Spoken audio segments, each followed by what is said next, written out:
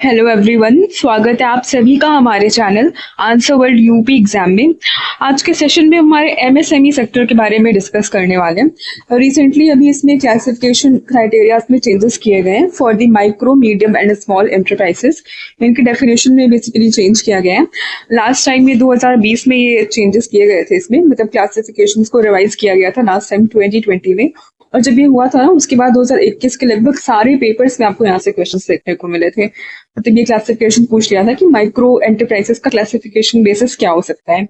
और RO examination जो हुआ था हमारा 2021 में, उस पे ये क्वेश्चन आया था कि माइक्रो एंटरप्राइज को क्लासिफाई करने के लिए क्या क्या क्वालिफिकेशंस होनी चाहिए। ठीक है, मतलब क्लासिफिकेशन क्राइटेरिया पूछा गया था। तो एग्जाम पर्सपेक्टिव से आपका ये काफी इंपॉर्टेंट हो जाता है। और ये भी रिसेंटली अनाउंस किया गया था हमारे बजट में, और फिर इसे लागू भी कर दिया गया है। 1 अप्रैल 2025 से ये नए क्राइटेरिया लागू भी हो चुके हैं। ओके, इफेक्टिव डेट क्या थी इनकी? 1 अप्रैल 2025। पर्पस क्या है? To facilitate greater ease of doing business, expand eligibility of for MSME benefits and enhance the growth potential of enterprises. देखो, अब इंक्रीज इन्वेस्टमेंट, देखो इन्वेस्टमेंट पे लगभग 2.5 गुना का इंक्रीज देखा गया है। और टर्नओवर लिमिट्स को लगभग दुगना कर दिया गया है। समझते हैं, पहले हमारा जो ये माइक्रो एंटरप्राइजेस था ना, उसमें इन्वेस्टमेंट लिमिट कितनी थी? 1 करोड़ रुपए। और अब इसमें 2.5 गुना का इजाफा किया गया है। कितना हो गया? 2.5 करोड़ रुपए। और टर्नओवर लिमिट जो पहले 5 करोड़ हुआ करती थी, वो अब बढ़ करके 10 करोड़ हो गई है फॉर दी माइक्रो एंटरप्राइजेस। ठीक है, ये जो चार्ट है ना आपका, यही सबसे ज्यादा इंपॉर्टेंट है। ये नंबर्स आप याद कर लो, बस यही से क्वेश्चंस बनते हैं।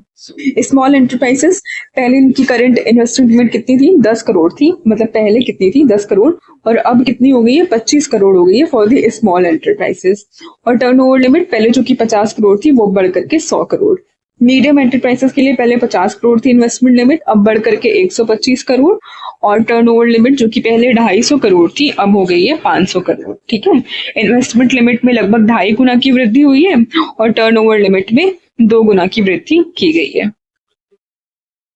कंट्रीब्यूशन क्या है एमएसएमई सेक्टर्स का हमारे भारत की इकोनॉमी में?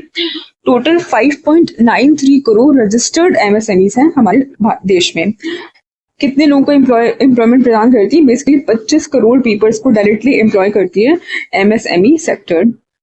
मैन्युफैक्चरिंग सेक्टर में इनका कंट्रीब्यूशन काफी ज्यादा है, लगभग 36% and 45% in the countries export. Manufacturing sector में 36% और कंट्री के एक्सपोर्ट में टोटल 45% कंट्रीब्यूट करते हैं एमएसएमई सेक्टर्स।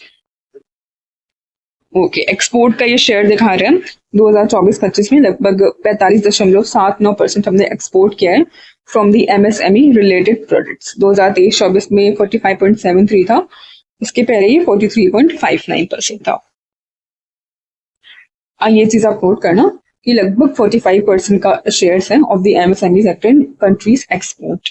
तो ये था हमारा छोटू सा सेशन, और यही वाला चीज आपका ये चार्ट ही काफी ज्यादा इंपॉर्टेंट है। इसी को आप अच्छे से 4-5 बार देख लो और ध्यान में रखना। आई होप आपको सेशन अच्छा लगा होगा। Thank you, bye bye.